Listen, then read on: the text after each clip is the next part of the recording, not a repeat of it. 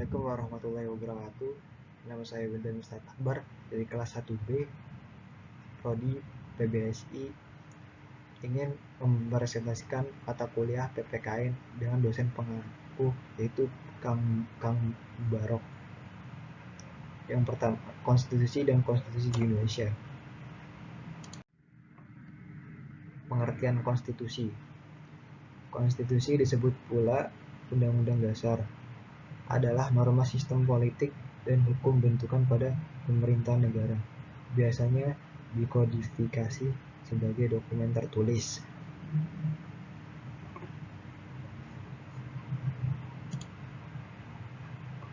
Hukum ini tidak mengatur hal-hal yang terperinci, melainkan hanya menjabarkan prinsip-prinsip yang menjadi dasar bagi peraturan-peraturan lainnya. Dalam kasus bentukan negara, konstitusi memuat aturan dan prinsip-prinsip entitas politik dan hukum. Istilah ini merujuk secara khusus untuk menetapkan konstitusi nasional sebagai prinsip-prinsip dasar politik. Prinsip-prinsip dasar hukum termasuk dalam bentukan struktur, prosedur, wewenang, dan kewajiban pemerintahan negara pada umumnya. Konstitusi umumnya merujuk pada penjaminan hak kepada warga masyarakatnya. Istilah konstitusi dapat diterapkan kepada seluruh hukum yang mendefinisikan fungsi pemerintahan negara. Lalu ada menurut para ahli. A. Bolingbroke. Pengertian konstitusi adalah sekumpulan kaidah-kaidah hukum, institusi-institusi, dan kebiasaan-kebiasaan yang diambil dari asas penalaran tertentu secara berisikan sistem umum atas dasar nama masyarakat itu sepakat atau setuju untuk diperintah. Lalu yang kedua ada Keysheward. Konstitusi merupakan keseluruhan sistem ketatanegaraan negara yang berupa kumpulan peraturan yang membentuk, mengatur, atau memerintah dalam pemerintahan suatu negara. Lalu yang ketiga ada Jim Lee Ashedick. Pengertian konstitusi yakni hukum dasar yang dijadikan pegangan dalam penyelenggaraan suatu negara.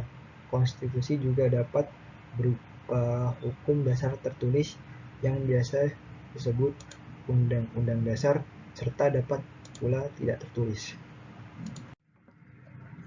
Lalu yang ketiga ada jenis konstitusi. Konstitusi yang tertulis. Yang pertama ada UUD 1945. Yang kedua ada Undang-Undang Dasar Republik Indonesia Serikat. Yang ketiga ada Undang-Undang Dasar Sementara Republik Indonesia. Lalu yang keempat Undang-Undang 1945 hasil amandemen. Terus konstitusi yang tidak tertulis. Yang pertama ada pidato kenegaraan. Yang kedua ada musyawarah. Yang ketiga adat istiadat. Terus fungsi konstitusi. Yang pertama, fungsi penentu dan pembatas kekuasaan organ negara. Yang kedua, fungsi pengatur hubungan kekuasaan antar organ negara. Yang ketiga, fungsi pengatur hubungan kekuasaan antar organ negara dengan warga negara. Lalu yang keempat, fungsi simbolik sebagai pemersatu. Yang kelima, fungsi simbolik sebagai rujukan identitas dan keagungan kebangsaan. Yang keenam, fungsi sebagai sarana pengendalian masyarakat. Yang ketujuh, fungsi sebagai perekayasaan dan pembaruan masyarakat.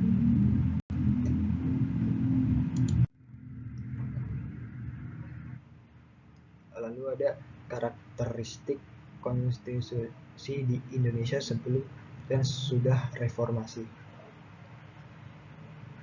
Sebelum reformasi, Yang pertama, periode 18 Agustus 1945 sampai dengan 27 Desember 1949. Masa berlakunya Undang-Undang Dasar 1945. Yang kedua, periode 27 Desember 1949 sampai dengan 17 Agustus 1950. Masa berlakunya Undang-Undang Dasar Republik Indonesia Serikat atau RIS. Yang ketiga, periode 17 Agustus 1950 sampai dengan 5 Juli 1959.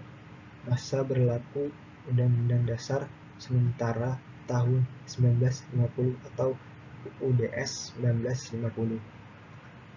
Yang keempat, periode 5 Juli 1959 sampai dengan 19 Oktober 1999.